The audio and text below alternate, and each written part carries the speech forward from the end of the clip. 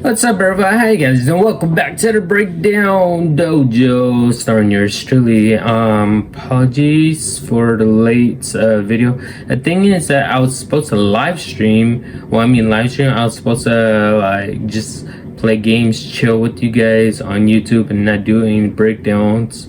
But I gotta wait. I got all my setup already ready, but things have turned to a twist. I gotta wait for a few hours because of something stupid. But anyways, other than that, you guys ready for this? Alright, we got a video to react to, and I'm gonna break it down for you guys. These are top 10 movie fight scenes, and these are, I believe, Hong Kong martial art films, but I'll break it down for you guys. So I'll be live streaming, like playing games such as Mortal Kombat, Batman, Spider-Man 2. I'll be playing those live streaming most likely Saturday and Sundays. So stay tuned for those. Say what you will about action movies, but there is something special about two people trying to beat the shit out of each other on screen. These are the top 10 fight scenes of all time.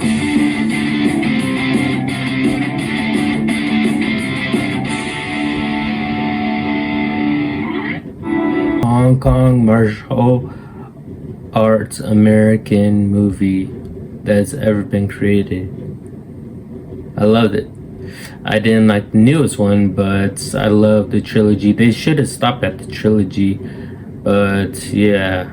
The thing is that this was an epic fight scene, the train station one. Psychic, but it was a little foreign straight. When you think of boxing scenes, it's probably the iconic final bout of Rocky that first comes to mind. And don't get us wrong, the fighting in Rocky was awesome. In all four original Rockies and Rocky Balboa, we don't talk about Rocky 5. But for our number 9 slot, we gotta hand it to... We don't talk about number 5. Bless me, Father, for I've sinned. I have promised. Scorsese's masterpiece portrait of boxer Jake LaMotta gave us artful fight poems, more expressionistic and subjective than real. But nothing hits... Raid turned Americans on to the insanity coming out of Indonesia. And this is Iku. I forgot Iku's last name, but Fistful of Violence is also on Netflix as well. You can watch that.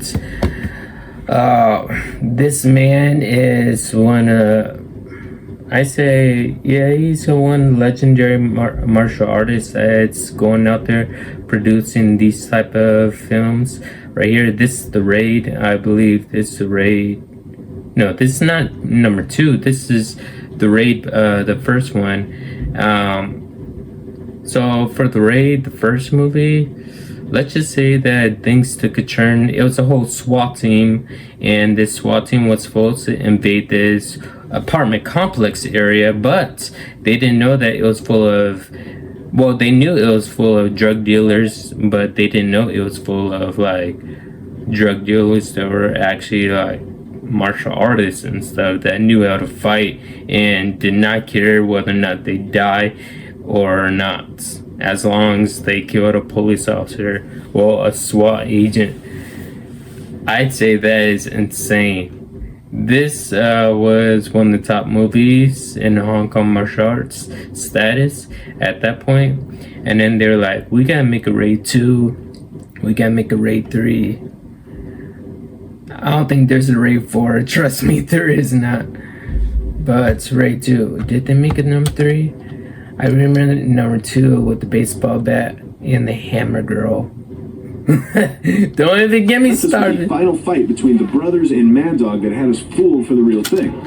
Oh yeah, this fight scene right here, they already had this pre-choreography and they had this cast off, and they're like, hey, let's just put this small part inside the movie. And the directors, they questioned this fight scene. They weren't really officially sure if they wanted this scene in here. They wanted this scene to be inside the basement area, but they said that maybe not the basement area, because at that time the basement area was like cluttered and stuff. So they wanted the perfect scenery where to put this fight scene at, this masterpiece. But our number 8 looks back a little further to another gritty final fight with Ong Bak. Yeah, this is Hi-Yah. So Hi-Yah, he starred in some American films, but he's also in Hong Kong martial art films right now. His specialty is Muay Thai. And also, so when Hi-Yah was only a kid, he saw Jackie Chan doing his stunts. Now, Jackie Chan, he does all his stunts, but he thought Jackie Chan was literally doing like all the stunts like with no wires. So ever since Hi-Yah was a kid, he would emulate and copy every single Jackie Chan stunt work because he thought it was all real. He thought that you could literally jump like across building like easily, or like even fall like 2 stories from the building and stuff. He thought every single parkour trick was actually real, especially when you're fighting. So he trained and dedicated his artist, and for 6 hours every single day he stretches. Yeah, seriously, that's him. You can even watch the podcast with him and Sky Atkins. The crazy mix of acrobatics and martial arts electrified audiences and I introduced... love that. The crazy mix of acrobatics and martial arts electrified audiences and introduced the world to action star Tony Jaa, choreographer Prachya Pinkeo, and the art of Muay Thai itself. Okay, I can't say. Okay. He did a... Action star Tony Jaa, choreographer Prachya Pinkeo, and the art of Muay Thai itself. That was 2 360 round kicks. I was going to say if it was a 720G, but no. He landed once after he did 360 round kick. And wait, I think he did a hook kick for the second one, or did he do it both for a round kick? Action star Tony Jaa, choreographer Prachya Pinkeo, and the art of Muay Thai itself. Yeah, it was 2 round kicks, 2 360 round kicks. So it was half a 720G. Almost one. If he wouldn't nailed it and did a 720G on both of them, that would have been epic. But it's really difficult and hard to do a 720G on 2 opponents, like just standing there for you, especially at that distance. Now, if they're close to each other, maybe, I'm not entirely sure right there, but yeah. Tony Jaa's Muay Thai is all elbows and knees, but in the best way possible, as he and his team completely avoided wires and effects for his fight. So, whenever there are fight scenes with Hi-Yah, if you see people wearing beanies, wearing long sleeve shirts, especially always pants, they have paddings. When they have paddings, especially on their forehead when they wear beanies, because this man, he is ruthless. His kicks in the whole Hong Kong martial arts industry are powerful. When he kicks you like right in the head, you are knocked out bad. Just experiencing one of his kicks, these stuntmen, I gotta like take my hat out to them because they're literally taking his punches and his kicks. He's going full throttle. Now, he could take it easy if he wants to, but he could take it easy on the stuntman if he wants to, but this is Hong Kong martial art films, and the stuntmen are expected to get hit back, especially if you're facing a true martial artist like Hi-Yah. You will get your nose broken, you will get your arm broken, but the main protagonist, Hi-Yah, he tries to be very careful, but if the stunt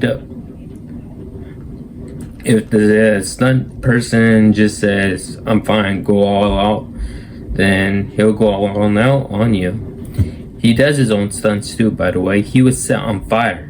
Literally, his legs were set on fire, and he was fighting while his legs were on fire. It's insane. This man, yeah, he literally thought that Jackie Chan's stunts were like real. So he dedicated and trained his whole life to do every single thing that he could do and perform peak. And it all leads up to a full-throttle conclusion that sees Ja prove once and for all that there's more to the martial arts than Kung Fu. Like I said, getting hit in the head or getting hit in the back of the head or even in the temple is huge vital spot. Next up, we're looking at Jason Bourne. Okay, this is not Hong Kong martial arts form. Jason Bourne, the first movie, was not a shaky cams. It was not like a Christopher Nolan one film. That's like a Batman trilogy. So the thing is with shaky cams are, I guess you could say it's for Jason Bourne's movies. They implemented it inside of it. Mostly it's to hide the protagonist and the antagonist. I guess like some of their flaws whenever they fight. But this is just how they started to film it and what they wanted to do. So much respect for them, but the first one I did like because there's no shaky cams in it. I hate shaky cams, but if it is in a Jason Bourne movie, I don't care. I love it. While he's got some killer moves in Identity and Supremacy, our number 7 goes to his fight with Dash in the Bourne Ultimatum. Bourne Ultimatum was pretty good, and I made a mistake in one of my previous videos. This is sugar glass. It's not fiberglass. Sugar glass is glass that's really breakable. Either you could have an automatic timer on it and push a button brakes, or you could go straight through it. Now this was a stunt person. This was not Matt Damon, who literally jumped through it. And behind this stunt person was another stunt person, because he had to jump off a roof and to keep on filming this stunt person when he landed here, and then they switched off to Matt Damon, aka Jason Bourne. You know, any fight that keeps up And Dash is a real martial artist as well too. its intensity without any music is going to be vicious. And Jeff Imada is the man to thank for this one, choreographing it with a combination of Filipino Kali and Jeet Kune Do, Bruce Lee's martial arts invention that Imada learned. Okay, let me say this. Jeet Kune Do is a philosophy martial arts. It's a philosophy of Wing Chun, okay? I'm just putting that out there. From training with his son Brandon, but it's the ruthless efficiency and practical use of props that makes this scene great. And while some people have criticized the fight for relying too heavily on shaky cam, it only takes one quick look behind the scenes to realize that these actors are hardly taking it easy. Love it or hate it, wire fu is one of the most dividing subjects when it comes to fight scenes. And when it's bad, it's awful. But when it's used to elevate brilliant martial artists instead of substituting for them, it can be absolutely incredible. The pole fight from Iron Monkey, the bamboo fight from House of Flying Daggers, but what better martial artist to elevate than Jet Li in Hero? If you haven't seen Hero... Jet Li is an amazing, phenomenal martial artist. He knows more martial arts than anyone else does. I don't think more than Don Yen, no. But this man is a legend. He was in tournaments and competitions when he was only a kid, and when he was still 17 years old, well, actually when he was 15 years old, there's a director that came up to him and he said, "So how old are you?" He's 15. He said, "Okay, when you're 18 years old, call me up." And so Jet Li retired from doing tournaments when he was at the age of 18 years old, and he started going into movies. His first movie was in Wing Chun. That was one of his first movies. And then it was The Legend of Chitsun. No, it was Fist of Chitsun. Don Yen played in The Legend of Chitsun. Bro, it's Hong Kong's biggest budget film to date, and for good reason. Each set-piece fight is a story told between Jet Li's Nameless and the King, each story with its own eye-candy color scheme. There's red, yellow, blue, green, white, but our number 6 goes to the gray fight. 老先生，请再抚一曲。 And there goes Don Yen. Don Yen and Jet Li face off each other. Damn, who do you think's gonna win? Director Yimou Jiang and choreographer Ching Siu Tung bring us one of the most incredible examples of weapon work ever shot on film. The only catch is that the entire fight takes place inside their minds. The two fighters battle viciously with sword and spear back and forth, vying meditatively for the upper hand. But when the music stops, the imagined fight resolves itself in just one beautiful strike. Jet Li's main martial arts is wushu. He is very, very good with weapons, any kind of weapon. I'm not talking about firearms. I'm talking about weapons such as whip chains, swords, daggers, shinans, you name it.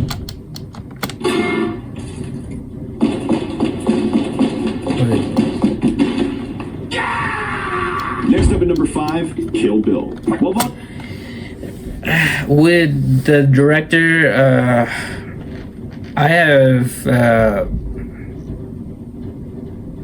I don't really truly like the director because the director, well, he rubs me the wrong way, I'd say, but this woman, she actually put her all into it and no stunt double at all.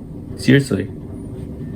Volume 2 has a great fight between the Bride and Elle Driver. We've got to hand it to the slaughter that is the Crazy 88 battle in Volume 1. Although, an honorable mention goes to the Gogo Yubari fight immediately before it. Tarantino's loving send-up of the 70s kung fu flick is all kinds of awesome, and the Crazy 88 fight is campy in all the best ways. From the eye pluck to the sound as they run up the stairs, to the very notion of the Bride fighting so many bad guys at once. The fighting itself is top-notch, and that's thanks again to Yoon Woo King's world-class choreography. This is where you are, but this is where you want to go.